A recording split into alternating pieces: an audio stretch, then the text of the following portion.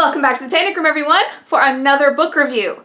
And yes, I was sent today's book. I don't care how many videos I make for YouTube, I will never get over the excitement of an author reaching out and asking me to read their work. I have no words. I have no words. It's just amazing to me. Absolutely amazing. And I have to tell you guys, before we get into it, you guys know that I get up early for work, like real early. So I got the message from our author today at like 3 o'clock in the morning. I think it was like a Wednesday, Thursday, something like that. And so here I am in my kitchen waiting for my tea to brew, like, oh my God, yes, I'm gonna read your book. Yes, please, God, thank you so much. You know, like at like 3 o'clock in the morning. It was great. It made my whole day. It was wonderful. So today's book is Flesh Rehearsal by Brian Boyer. Now, I have seen Brian around YouTube. I believe it's Steve Talks Books and Stuff, Paper Cuts, and a couple others. And I will tell you guys, I really think right off the bat, the first thing I need to tell you about Brian's work, having never read anything, because I know he's published a few other things, I've never read any of Brian's work. And I will tell you the very first thing that jumped out at me is he has a very unique voice. And I will tell you guys, I know, you're getting ready to be shocked. I actually, after I got done reading it, because I read it in like 2 days, after I got done reading it, I went back and watched some of the interviews that he had given and, you know, really paid attention to him, like the way he spoke, things like that. And I can see it. I could see it. The questions that I had about the book were answered when I watched his interviews. Okay? The first question I had was, you know, it seemed like the book was very driven by dialogue, and that was brought up in a couple of the interviews in a roundabout way. And it was said in a few of the interviews that like the book sort of like writes itself for him. And I believe he said, and I can't remember which interview it was now, maybe the one with Steve Talks Books and Stuff, where he was talking about how like something will happen and he's like, oh great, now I have to go research this. And that explains stuff too, because there were certain parts in the book where like it seemed like it was throwing facts at you. And it's like, well, okay, that makes complete sense because he probably didn't know about this particular item and then went and researched it for the book because it's very character-led, like he said. So it made so much more sense when I really kind of got to know, if you'll forgive the phrase, when I got to know Brian as an author through those interviews, his book made a lot more sense to me, like the way it was structured. Now, that being said, I think that even if you've never watched an interview with Brian, you're going to read this like, wow, this is different. This is really different. And is it his writing style? Is it, you know, his plot development? It could be any number of things. But the way it comes together is beautifully different to me. It really is. And I really think, for me personally, I think it's because of the way he says he lets the story kind of write itself and lets it be dialogue and character driven. Because you do get a different take. Rather than narration, you do get a different take, and it's a different feel throughout the story. Now, you guys know I don't do real well with spoiler-free reviews, so this is your warning. The thing we gotta talk about first. Okay, some of you know that I have a background in mental health. I don't know of anyone who majored in psychology that didn't have at least some interest in schizophrenia. And one of our main characters, Ludlow, who is to me arguably one of the most interesting, I think, he has schizophrenia. And okay, I'm not calling myself a mental health professional. I've been out of that game for a while now. However, I do have a pretty extensive educational background in it. And I will tell you that I think that the way Brian portrayed schizophrenia in this book was phenomenal. Absolutely phenomenal. And the way he married horror to it was so cool. It was really cool, especially early on in the book. Because early on, you know, you're just getting to know these characters, right? And you find out, oh, Ludlow's schizophrenic. But then, like, Ludlow will just be going about his day, and then something happens that is plausible, could have happened, but then it starts going off the damn rails, and, you know, about halfway through the action, you're like, holy shit, it's probably his schizophrenia. You know? But like you get halfway into it before you're like, oh yeah, I forgot, this guy has schizophrenia, because you just get caught up in the action.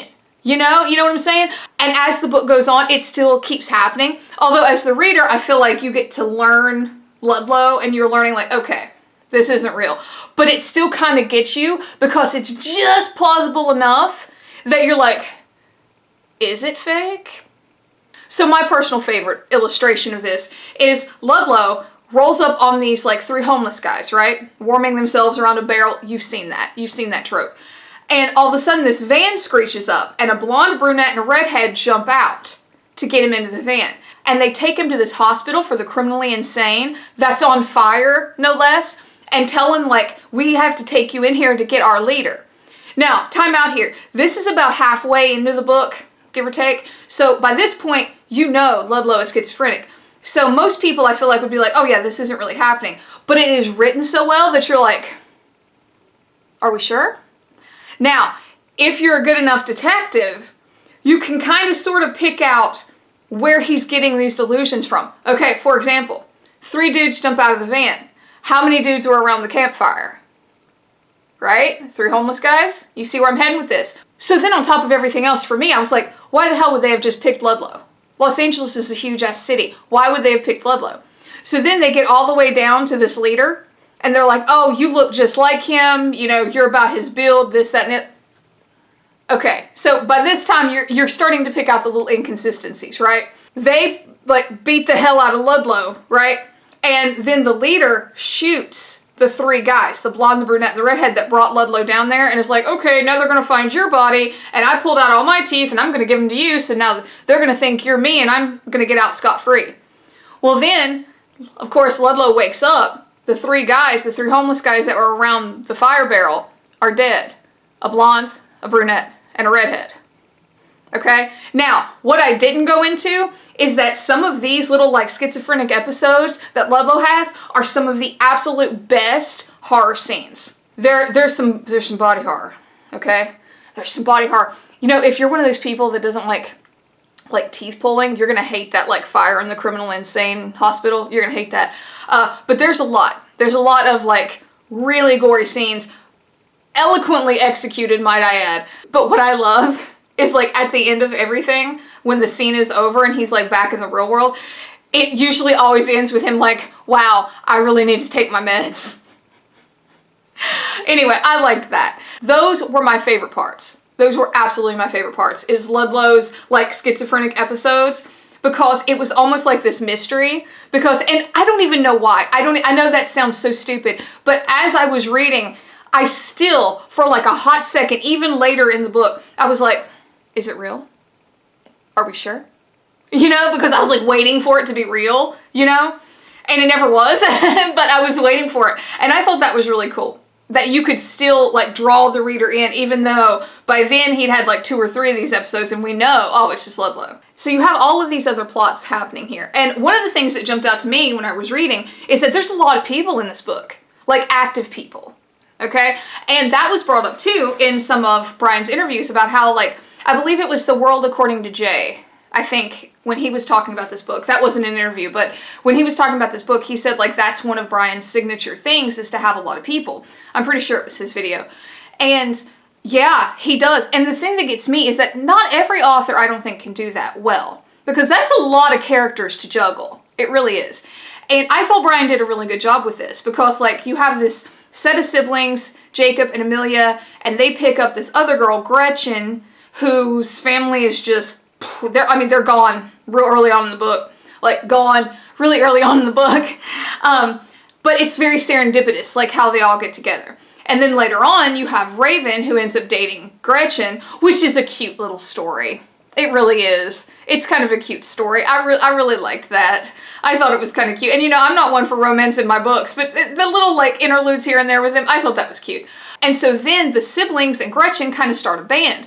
And Ludlow's a drummer, so he's kind of in on this too.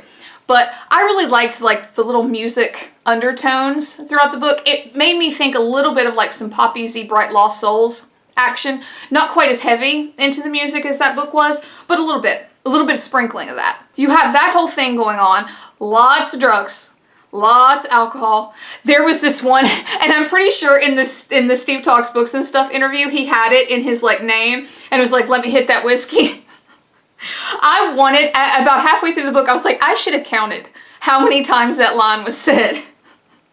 Because it's said a lot. It's like the tagline. I'm pretty sure like it should be on the front of the book. Like just to entice the reader. Like, you know, flesh rehearsal, let me hit that whiskey. But it was cool. It was cool. It was kind of like this like Easter egg sort of deal going through the book. So a lot of drugs, a lot of drinking, you know, a lot of rock and roll. It really, that's your deal. If you like that sex, drugs, rock and roll kind of lifestyle in your books, you're going to love this. You should run out and get it if you like that, because you're going to love this book. In the end, it's not tied up with a bow, but everyone plays their part. You know what I'm saying? Like, you've read those books where everything, like, about 50 to 100 pages before the end, everything starts kind of wiggling its way together to make this, like, end happen. That, to me, didn't really happen with this book, but everyone played their role, if that makes sense. Like, everyone did what they were supposed to do to bring the book to an end. But it wasn't clean, it wasn't pretty, but it worked. Now, I can't talk about Flesh Rehearsal without talking about, like, the surprise ending, because one of the big plot points, and what's funny, I say it's a big plot point because it's kind of where the book ends up, but throughout the book, it's really not the focus. And that's the cool part. That's the cool part. None of these plots were like laser focused throughout the whole book. You kind of got an even keel of all of them.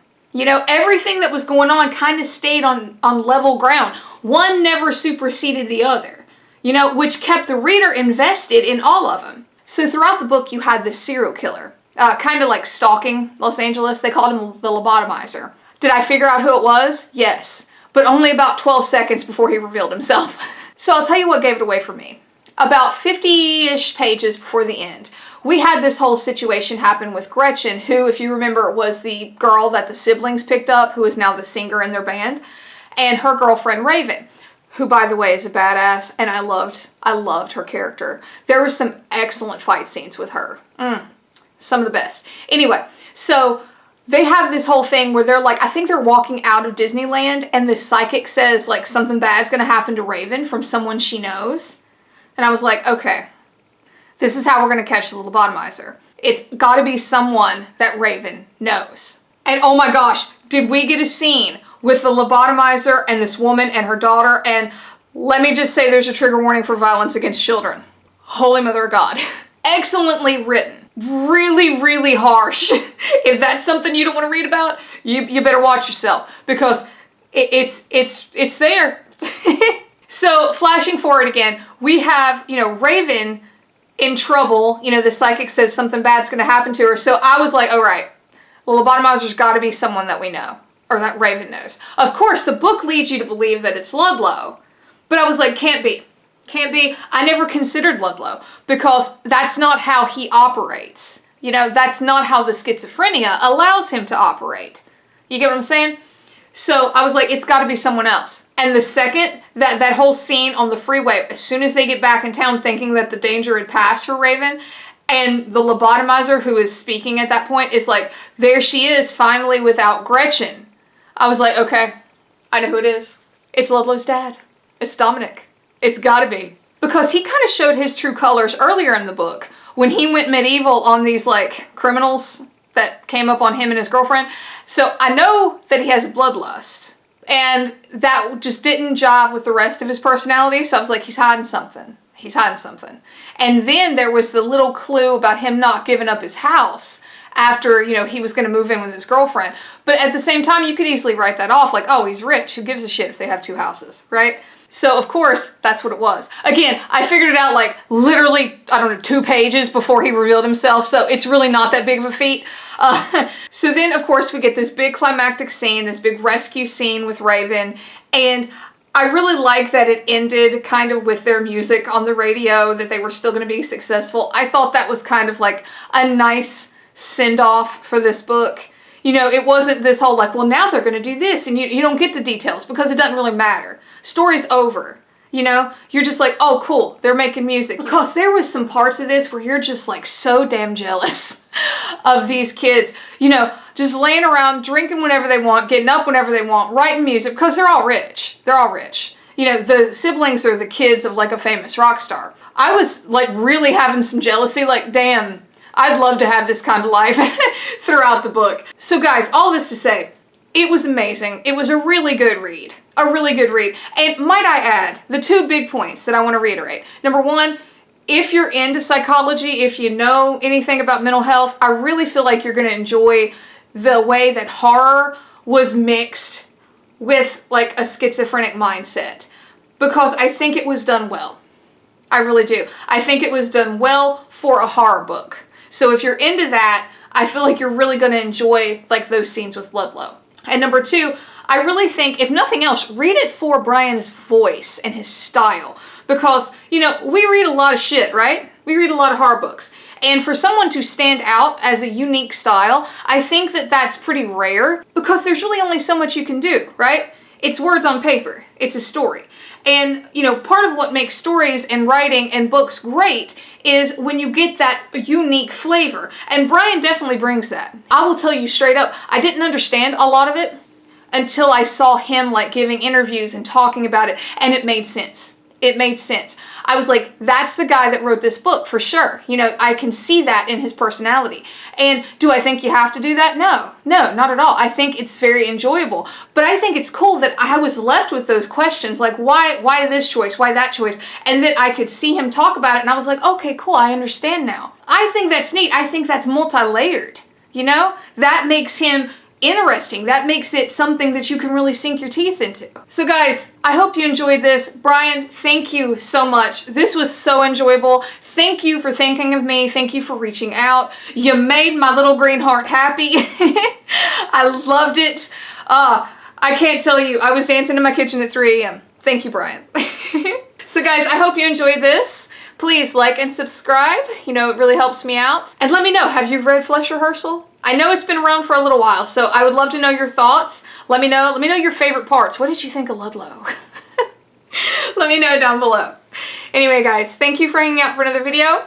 And until next time, bye for now.